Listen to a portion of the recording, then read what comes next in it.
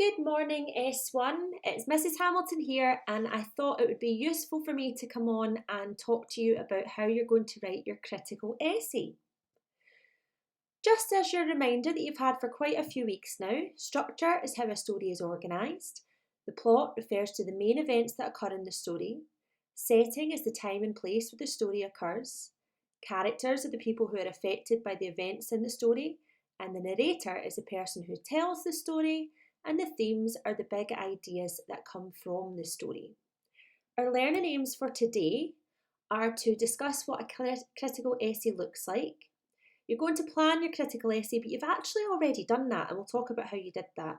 And just to go back over the pupil structure to make sure you fully understand it. But first of all, what does a critical essay look like? Well, I thought the easiest thing for me to do was to show you one. So here's one here.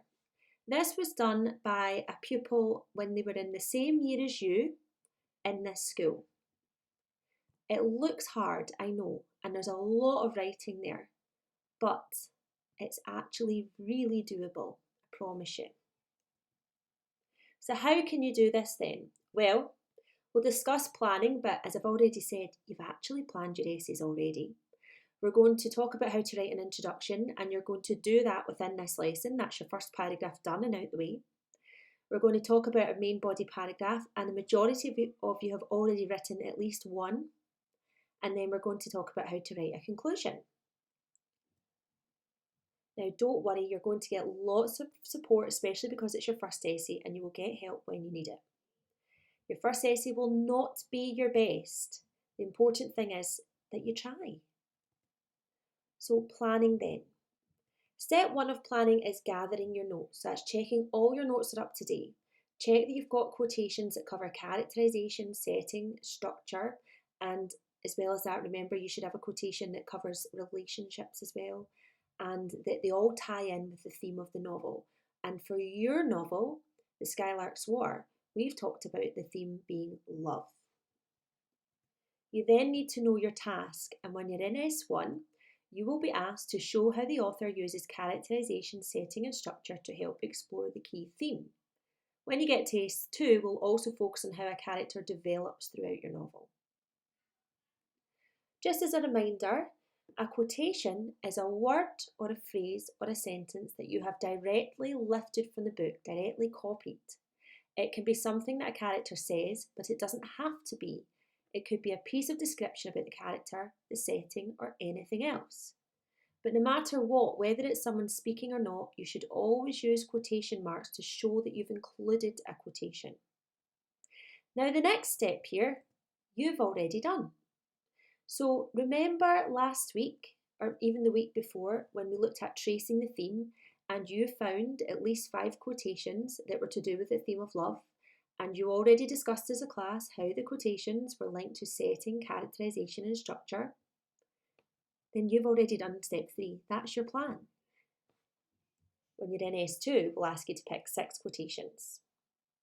You then need to think about the structure. So the main thing to remember for your essay is to try and put the quotations that you've already found in the order that they occurred in your novel. So if you've got a quotation about the way the father treated Clary at the beginning of the novel, that will probably be your first quotation. Your quotation where Rupert finally meets Clary again at the very end, that will probably be your last quotation. Okay, so you've basically planned your essay. You have your quotations. You've also had a go at writing a pupil paragraph, but we'll go over that again today. Okay, we're now going to talk about writing your essay. So we'll start with introductions. In every introduction for any essay, whether you're in S1 or all the way up to higher, you always have to include the same information. The only difference really is how you present that information. You must talk about the author of the work, the title of the work, a summary of the plot, and your essay task. So let's have a go. The Skylark's War is now you come up with your own word, is a brilliant novel, is a heartbreaking novel, is a thought-provoking novel. It's up to you. The Skylark's War is a something novel by the famous writer, by the renowned writer, by the respected writer, by the fantastic writer. Again, pick your own adjective, and you don't need to pick from my list, by the way. Hilary McKay. In this novel, and you'll notice I've used a wee ellipsis there, the 3 dots. That's because I want you to add in what happens in the novel in just one sentence. So in this novel, we follow the lives of Clary and Peter and how they go from being unloved and neglected children to really lovely adults with a large extended family.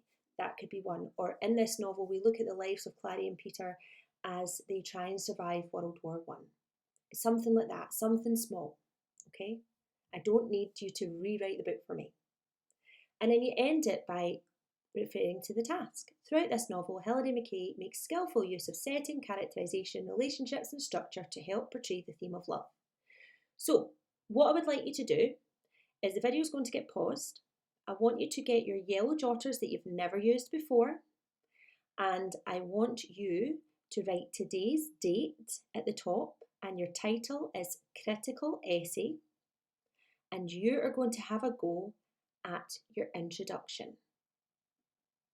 You can use pen or pencil, but remember, as you get older, we will encourage you to use pen more and more. Okay, so just your introduction, make sure your spellings are correct, make sure you've got your own individual adjectives put in there, and that you write in 1-2 sentences max about what the book is about. Okay? Right, so pause the video and have a go.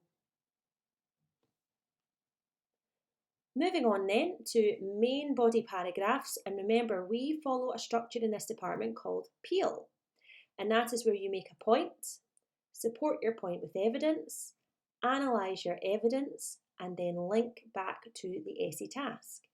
Now, you already gave me some fantastic examples, so rather than me giving you an example, I thought I would just cover the ones that you'd already come up with.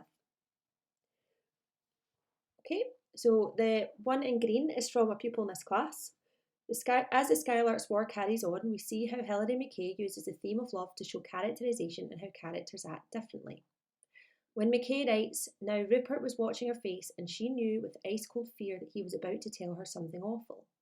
McKay used characterisation to show how much Clary cares about Rupert. It shows that she cares a lot about Rupert leaving and can tell just by him looking at her that he's about to leave her. It shows the theme of love by how much Clary and Rupert love each other, and Clary cares so much about Rupert leaving, but he has to make sure that she's safe. Okay, so the point was that Hilary McKay uses characterisation to show the theme of love. The evidence was the quotation, "Now Rupert was watching her face." The analysis is McKay using characterisation to show all the things about Clary and Rupert. And the link was how this shows the theme of love. So the only tweak I'd make to this paragraph at all is that first sentence. Instead of writing, we see how Hilary McKay uses the theme of love to show characterisation, just flip it. We see how Hilary McKay uses characterisation to show the theme of love, and that would be 100% perfect. But the structure is exactly what we want. Point, evidence, analysis, link. Here's another one that I came up with. As the Skylark's War progresses, we see McKay use characterisation to explore the theme of love. For example, Rupert knew that he couldn't rest until it was finished. He had to go. He'd left friends there. McKay has used characterisation. This shows just how far Rupert will go to save his friends and family. I know this because the writer has described the reasons why Rupert wanted to go back. This conveys the theme of love and shows us that sometimes you have to make hard choices that others don't understand in order to do what's best for the people you love.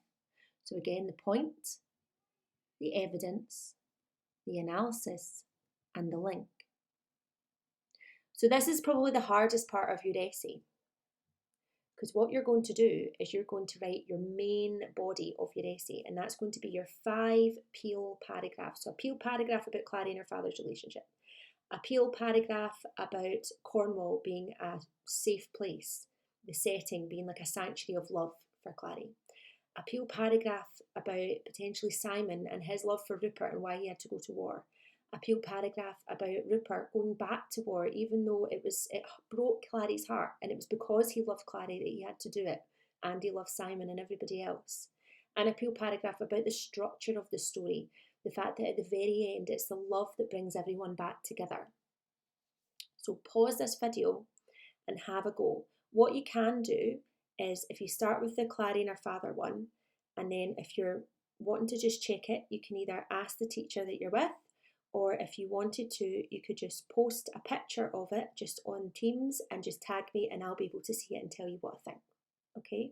But the point is that you're all trying. Okay? Now, in your OneNote, you're going to have a sentence stems help sheet. That's the same as, remember the tables last week when we had the practice of the pupil paragraphs? You're going to have a help sheet full of those sentence stems for your essay. Okay? So each time you go to write a new paragraph, go back to the point table, then look at the evidence table, then the analysis table, and then the link table. Okay? And just use that over and over again to help you come up with your peel paragraphs. Okay, so the video is going to be paused. Have a go. Remember, there are people here that can support you if you're unsure. Finally then, we're going to look at conclusions. So very similar to an introduction, conclusions are also always going to have the same sort of information in them. You're going to mention the author's name, the title of the text, a link to the essay task, and your personal response. Now, it's not going to be like a book review. So your personal response is not necessarily going to be, I really like this book and I would recommend it to a friend, although lovely for a book review. Your personal response instead is going to be about what you thought the writer's message is and how well did you think that she helped you understand the theme of love. So here's an example. In conclusion, The Skylark's War by Hilary McKay is a, and again come up with your own adjective, brilliant, fantastic, thought-provoking, emotional novel that highlights the importance of love and friendship. Throughout the novel, McKay uses a variety of techniques to portray the theme of love. Portray just means show. Ultimately, I think her message was, and you need to end it by explaining what do you think she was trying to tell you about love? Why is love so important? Okay, and again, you can add in an extra bit about how well you think that she did in getting that across. Okay, so get going with your conclusion, and once you've done that, you've finished your essay. Well done, S1. Bye.